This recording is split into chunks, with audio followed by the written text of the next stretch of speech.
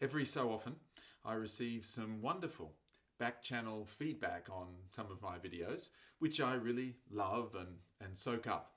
After my last video, which was Wisdom Talk from Reservation to Activation, I received some feedback from Professor Paul Gilbert, who had seen the video. Cool! I thought I would just relay to you some of the fascinating points that he made.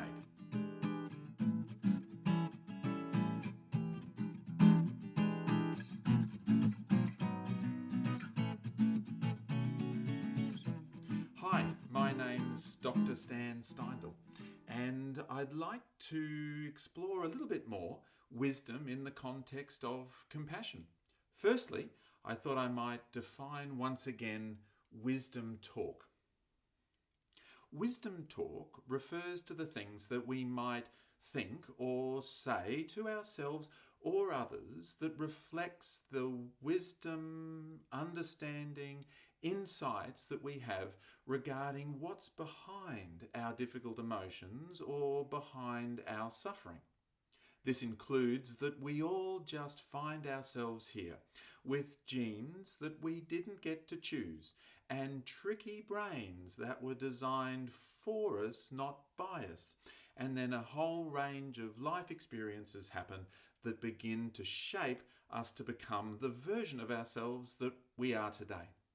Now, the path to wisdom talk is in fact mindfulness, or perhaps mind awareness, or even our ability to appraise what is going on in our own minds.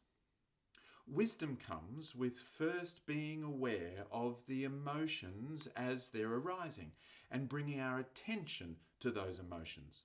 This is important. I gave the example last time of becoming angry when somebody stole my car park. Wisdom starts with bringing awareness to that anger and then allowing myself to really experience that emotion. In fact, we accentuate or bring to prominence the emotions that may arise, rather than bury or ignore or move away from those emotions, or in fact struggle with the emotions or try to be rid of them. The reason this is important is that we all have these emotions biologically built in. We are experiencing nature's mind. The mind we have is only ours, so to speak, for one lifetime.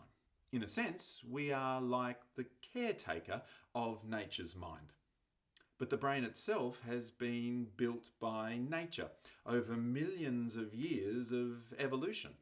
My brain is designed for me to experience anger or anxiety or joy or passion or lust and so on. And so we want to move towards our emotions, even those most difficult emotions, and start to observe it and understand it and how it works. We want to develop mind awareness and that ability to be aware of our own minds. Okay. I notice I'm angry right now. My brain is doing its thing. And I know that my brain has been biologically designed to challenge those who might take resources from me. Because our ancestors who did that survived better than those who didn't. It makes sense. I get it. There's no shame in how all that works. At the same time, I'm committed to managing as best as I can the behaviours associated with that anger. By the way, a whole range of things may have primed me to feel angry in that particular moment or situation. If I remember rightly, I was struggling with some hip pain at the time. It was Christmas time and I was in a rush to do my Christmas shopping. Anger itself has historically always been a bit of a thing for me. And then there's the stuff about my tricky brain. Self-awareness, struggling with pain. Contextual awareness in the lead up to Christmas. Historical awareness, anger has always been a bit of a thing for me. And evolutionary awareness. I have a tricky brain that was designed for me, not by me. All of these, and perhaps other things, might fall under the category of wisdom. And when they are thought through or expressed out loud, then perhaps that's when they become wisdom talk. Now, just a final point. Doesn't the idea of approaching the arising of difficult emotions, or in fact approaching our own suffering, sound kind of scary? Yes, it can feel uncomfortable, unpleasant, and painful. This is where courage comes in. As we know, compassion is not just warm and fuzzy or soft and fluffy. It can be, and compassion can have elements of those qualities. But compassion also takes an enormous amount of courage. Aristotle said something like, "Courage is the first of all human qualities because it guarantees all the rest."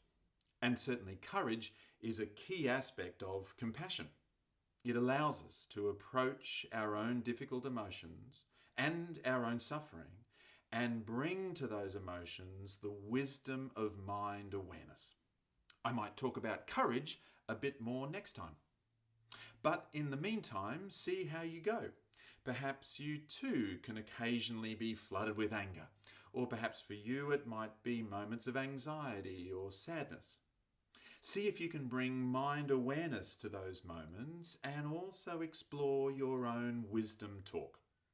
Once again, thank you for watching this video, and I wish you all the very best on your compassionate journey.